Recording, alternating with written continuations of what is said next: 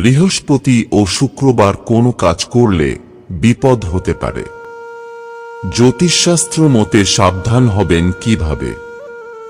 জ্যোতিষশাস্ত্রে সপ্তাহের প্রতিটি দিনের জন্য বিশেষ বিশেষ কিছু নিয়মের কথা বলা আছে।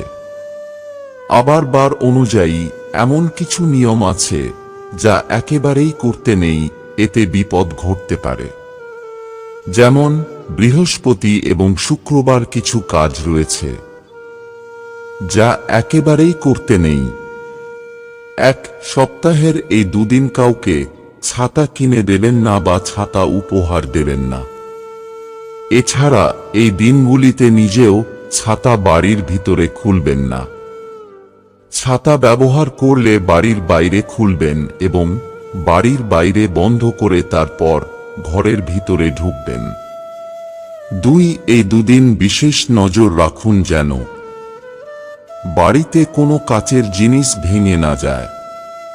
কাচের জিনিস ব্যবহারে সাবধান হন, তবে একান্তই যদি অসাবধানে ভেঙে যায় তাহলে দ্রুত তা বাইরে ফেলে আসুন। তিন, সপ্তাহের এই দিনগুলিতে জুতো কেনা একেবারেই ভালো নয়।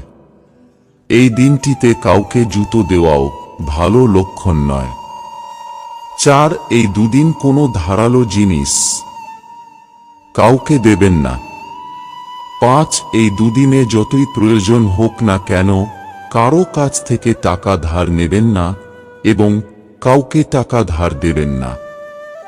ছয়, সপ্তাহের এই দুদিন বাড়িতে কোনো পশু পাখি এলে খাবার না দিয়ে তাড়িয়ে দেবেন না। সামান্য কিছু হলেও খাবার খেতে দেবেন। সাত, এই দুদিন যত তাড়াতাড়ি সম্ভব এঁটো বাসন ধুয়ে ফেলার চেষ্টা করুন। বেশিক্ষণ এঁটো বাসন ফেলে না রাখাই ভালো।